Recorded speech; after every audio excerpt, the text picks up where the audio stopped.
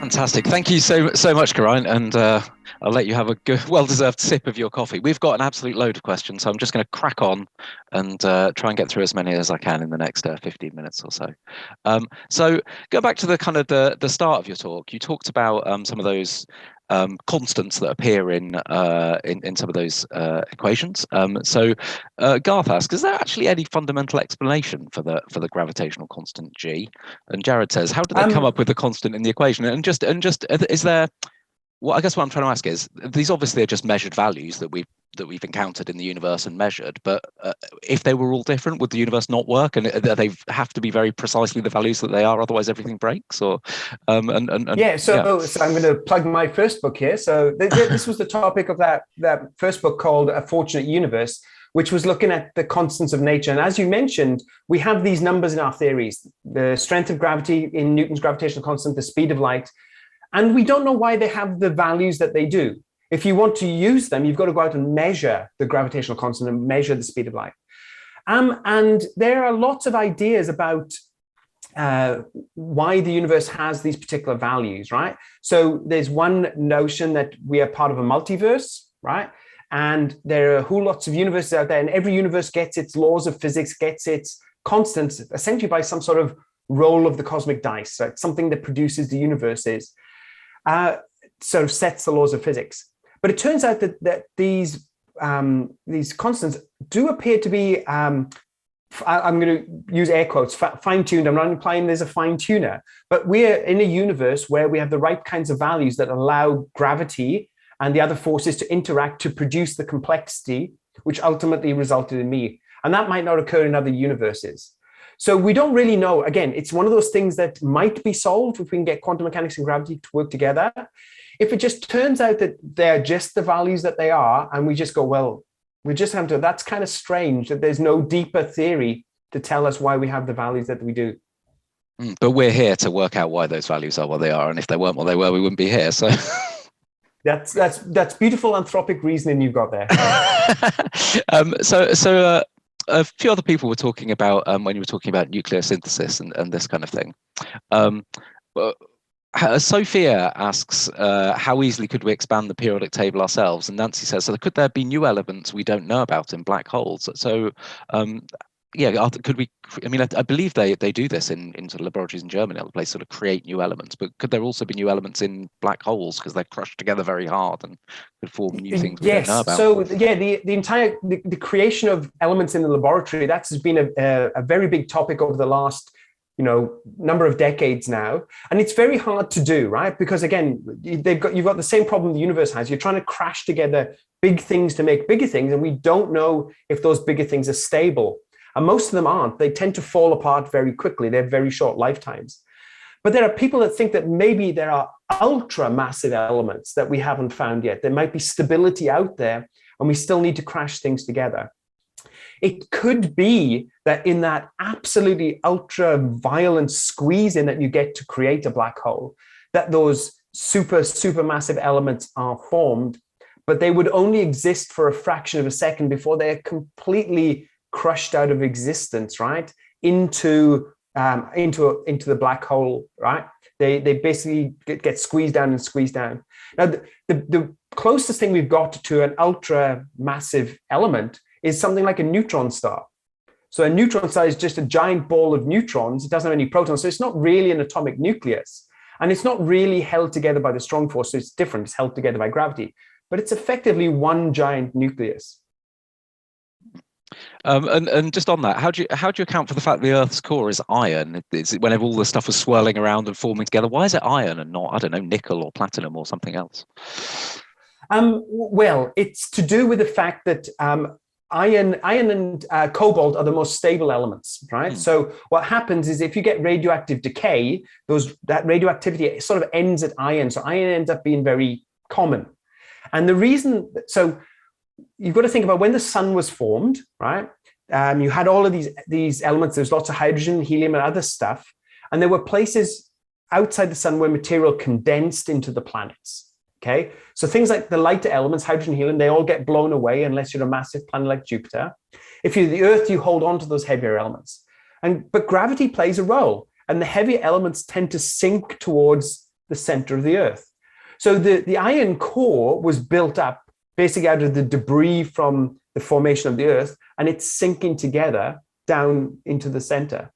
And of course, the reason that it's molten is to do with the squeezing of gravity, but also radioactivity. So it's the nuclear forces are playing a role within the center of the Earth that keeps the core molten, which produces the magnetic field, which gives us the northern lights, etc. So all these things tend to be interrelated, which is kind of cool.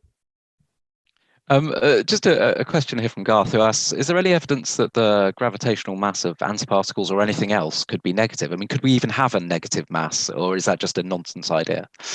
Well, no hypothesis is too crazy, right? But you still have to hold it up to science. You still have to test it. Now, people have proposed that antiparticles might have anti-gravitational effects. Right, so there have been these suggestions. Now, if you take Einstein's gravity doesn't distinguish between particles and antiparticles. It just says all mass will fall, right? But there are people who say, well, maybe with the quantum mechanical aspects, then maybe antimatter does have a different effect than matter. The problem is that we never have enough antimatter to test this, right? So you might create a couple of anti-hydrogen atoms at CERN. You create those in magnetic fields, and those magnetic fields hold them together. How do you test what gravity is doing? What you really want to do is take one of these things and drop it and see, does it fall down? Does it go up? And those experiments are really, really hard because you have to shield these things from all of the other forces. People are trying to do it. They are trying to do. You try and do ultra cold experiments where you drop things, but at the moment, I think the feeling is no, there is no difference. But no, theoretically, you'd like to keep those ideas there because it would be really interesting. Yeah, fascinating. Jared asked an interesting question here. So obviously you've got a proton, and that's definitely kind of quantum mechanics and that sort of thing. And you've got, say, I don't know, a marble, and that's going to be just entirely dominated by gravity. But what is the mass in between those two things? Have you worked it out? That would tip from kind of quantum mechanics and everything being dominant to gravity and the sort of big stuff being dominant. It's about sort of 0.00 watt of a gram, do you think it would be? Well, there is no strict boundary. This is the problem, right? Is if you can make your experiment sensitive enough, you find the effects of quantum mechanics, right? So that there's been this these ongoing experiments about, there's the two-slit experiment, the famous one about where you fire things through two slits and you get an interference pattern because they behave like waves.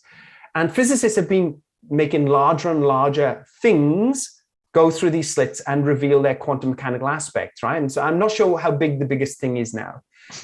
Any experiment which is sensitive enough, you can find the quantum mechanical aspects. The big problem is isolating things, because eventually you get to a point where there are so many interactions, right? So I don't notice my quantum mechanical stuff because all of my atoms are talking, there's light landing, etc. So none of that quantum mechanical stuff is realized because there's so much sort of interference. The phrase is you decohere, you can't isolate yourself enough. So there's no strict boundary, right? The idea is you could keep pushing your sensitivity and eventually you'd reveal the quantum mechanical aspect of everything. But generally, it's once you get to molecular sizes and larger, you tend to talk about classical kind of interactions rather than quantum mechanical. But that doesn't mean that you couldn't talk about a molecule in terms of quantum mechanics. You can do it. You just need to isolate it. You should talk to the people that work on quantum computing. It's keeping everything else away. That is the big task.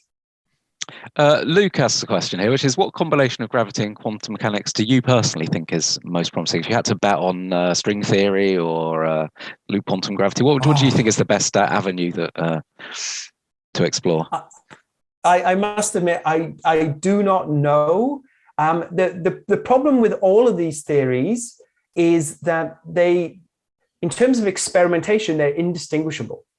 Okay, so none of them makes a prediction which we can go out and test and say, oh, it's this or it's that. And so it comes down to popularity contest, right? And string theory or M theory, as it's currently known, is very popular. Supersymmetry has dropped out of favor a little bit because some of the ideas have been ruled out by CERN. And loop quantum gravity has got its adherents because you build the entire universe from the ground upwards. I wouldn't know where I would put my money at the moment. Maybe a little bit on each one, but I wouldn't bet my house on any of them. I mean, they could all be completely wrong, of course. Or could the opposite be true? Could they all just turn out to be mathematically equivalent ideas of the same thing, or are they kind of so fundamentally different that one would be right and one would be wrong?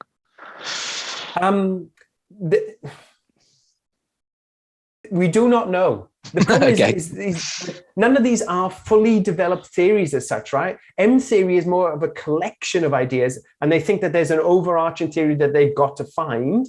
Maybe that will look like loop quantum gravity or whatever. But we just don't know. We don't know. It's still like theorists love it. It's a messy minefield, which is where theorists love to play.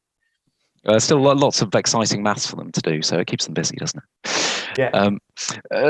Someone else asked, what are the main fields of applied study linked to quantum mechanics? Obviously, this is all very like history of the universe stuff, but actually, there's a lot of practical applications for lots of the things you've been talking about in terms of quantum mechanics, and you mentioned quantum computing, for example, as one example. But there's huge. It's led to huge technologies, hasn't it? Yeah. Well, quantum mechanics comes into play at all kinds of levels, right? I mentioned your phone, right? This depends upon quantum mechanics, right? The chips in there. Even medicine, right?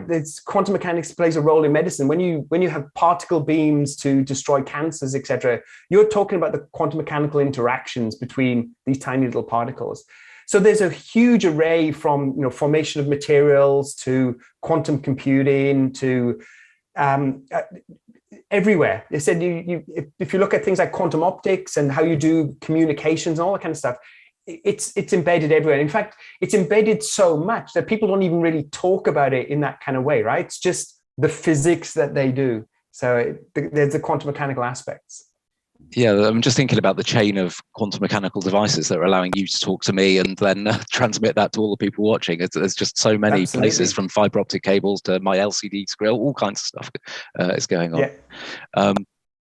I'm just trying to find a final question that I think would be a good place to end on, which is, I think it was a question earlier on actually from, I'll try and give the person a name check as well, which was Sophia, who said, how would you find out? I mean, it's kind of a tautological question, really, which is how would you find out what is beyond the observable universe? And I guess, do we know?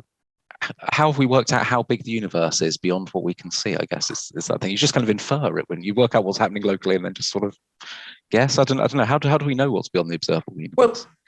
Well, firstly, right. I mean, the first thing you do is you assume that what we've got here is essentially what's beyond what we can see, right? So that there's more universe out there like the universe here. Now, if we have our theory of quantum mechanics and gravity that tells us how universes behave, that will reveal to us whether our universe is infinitely large and it goes on forever and it's the same forever, or it might be different, it might change on immense scales. But of course, the thing that we really want is we want to play a bit of science fiction here, right? If we can have a quantum theory of gravity such that we can manipulate space and time and build things like wormholes, then maybe eventually we can go and visit these other potential parts of the universe, right? Because a wormhole is just a shortcut from here to there. But that's now in the realm of science fiction rather than science fact. But it doesn't hurt to dream. Well, I think that's a lovely note to end on. Just before I say goodbye to everyone, I just want to say a big thank you to everyone in the chat for all the fantastic questions. And a reminder that membership and patronage of the Royal Institution is open to anyone. So if you like what we do and want to support our work, do sign up, rigb.org. Just before we go, I think you cleverly had your Twitter handle on the bottom of each of those slides, but just for people that didn't see it, can you repeat it? And also, I believe you've got a homepage as well if people want more information. Yes. So on Twitter, I'm at cosmic_horizons. And I enjoy talking about the universe. So if people have questions, feel free to ping me there. I also have a webpage. It's just geraintlewis.com, which I update too infrequently. I really need to get back on top of that. But again, there's a place on there where people can send me questions if there's anything they'd like to find out.